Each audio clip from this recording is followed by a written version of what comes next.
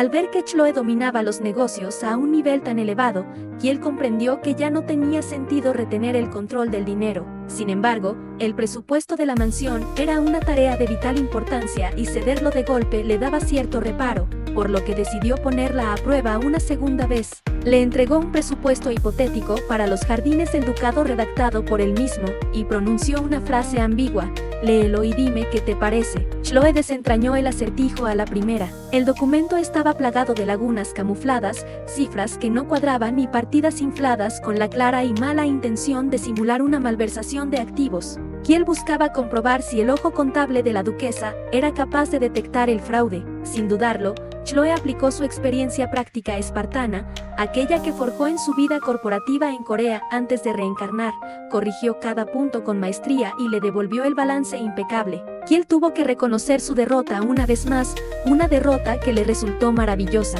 y le asignó a Chloe el control real de la gestión presupuestaria de la cocina durante un periodo de 5 días. Instalada en sus aposentos, Chloe le dictó con precisión a su doncella Josefina la lista de las compras.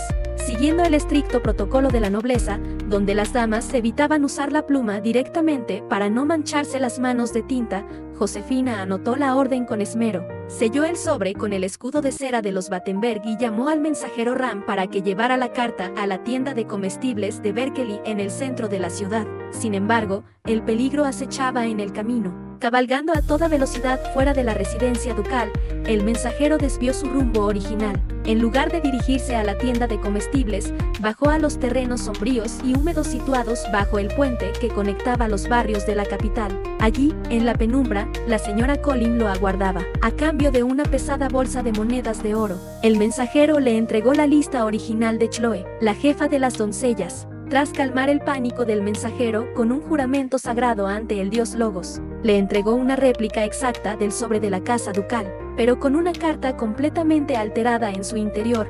Lleva esto a la tienda de comestibles. Asegúrate de decir que lo envía la duquesa. La vil conspiración para destruir la reputación de Chloe estaba en marcha. El tiempo avanzó hasta llegar al último de los 5 días de prueba. La paz de Chloe se rompió de golpe cuando Ashley, una de las criadas de cocina, irrumpió con el rostro pálido. Señora, disculpe la molestia, han llegado los artículos que encargó a Berkeley.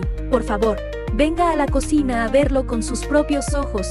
Al bajar a los sótanos, el caos era absoluto. Los empleados se apartaron solemnemente a ambos lados como el Mar Rojo, dejándole el camino libre hacia lo que prometía ser una trampa devastadora. La expectación se transformó en un absoluto horror cuando Clotilde se asomó al almacén. Lo que se acumulaba en la despensa era una colección dantesca de ingredientes extraños, totalmente inútiles. Hierbas medicinales de procedencia desconocida y extraños tubérculos que desprendían un olor nauseabundo. Por si fuera poco, las cebollas o los tomates se encontraban en un estado pésimo, la mayoría estaban medio podridos, blandos y deshechos, con las criadas murmurando en pánico porque con esa inmundicia era imposible preparar la cena de la noche. Chloe mantuvo una expresión seria y tomó el control de inmediato.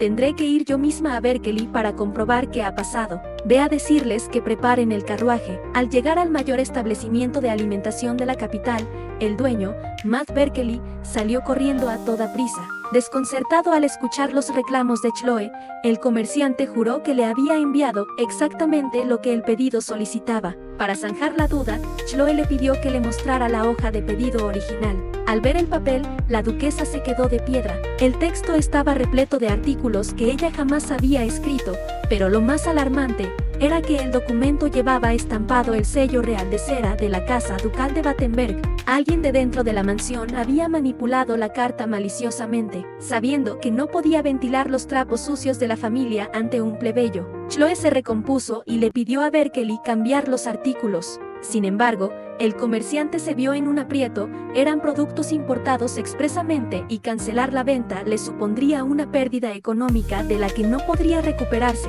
Aunque por el inmenso poder de la casa ducal Chloe habría podido aplastar las protestas de Berkeley obligándolo a ceder, ella no era lo suficientemente despiadada como para arruinar a un hombre humilde por un error que no era suyo. Desesperada, sabiendo que si se rendía perdería la prueba de Kiel, Chloe se devanó los sesos buscando una solución y salió a caminar por el enorme establecimiento para despejar la mente. Mientras tomaba el aire, cerca de la entrada de la tienda, Chloe escuchó por casualidad una conversación entre los dependientes de Berkeley que le llamó poderosamente la atención. Nunca hubiera imaginado que, por culpa de la bajada del precio de la mantequilla, el queso no se vendería. Intrigada, la duquesa se acercó rompiendo el protocolo y les preguntó con educación de qué tipo de queso. Les quedaban demasiadas existencias. Sorprendidos y halagados por la cortesía de la dama, los empleados le explicaron que tenían el equivalente a 3 almacenes enteros repletos de queso Gouda acumulándose hasta empezar a enmohecerse. La razón era un fenómeno económico perfecto. Ante la inminente festividad de Santa Sofía, donde existe la tradición de que ricos y pobres celebren comiendo queso Gouda por ser el más barato, Berkeley había acumulado una cantidad masiva de stock. Sin embargo, de forma inesperada, las exportaciones de mantequilla del país vecino habían aumentado drásticamente, provocando que su precio se desplomara. El pueblo llano prefirió comprar mantequilla barata en lugar de queso, dejando a la tienda con montones de Gouda pudriéndose en sus bodegas. Al escuchar esto, la mente corporativa y contable de Chloe se aclaró por completo. Había encontrado la salida perfecta a su situación. Con el rostro iluminado y una sonrisa preciosa, Chloe regresó al despacho de Matt Berkeley. Con absoluta calma y seguridad, la duquesa fue directa al grano. Señor Berkeley, dicen que en la tienda hay muchas existencias de queso Gouda acumuladas y a punto de convertirse en basura. ¿Es cierto? ¿Qué haría usted si hubiera una forma de vender todo ese queso a su precio real? El comerciante abrió los ojos de par en par, completamente estupefacto. Él mismo había recurrido a todo tipo de medios y rebajas desesperadas, logrando reducir el stock a poco menos de la mitad, y le resultaba increíble que una mujer de la nobleza, que jamás había tenido nada que ver con el comercio o la publicidad, afirmara conocer la solución. Sin embargo, la seriedad y el porte de la duquesa no dejaban margen para una broma. Con paso firme y la seguridad de quien domina las estrategias del siglo XXI, Chloe sentenció: le enseñaré una forma de vender el queso en poco tiempo. Calcule los gastos de publicidad y hágamelo saber.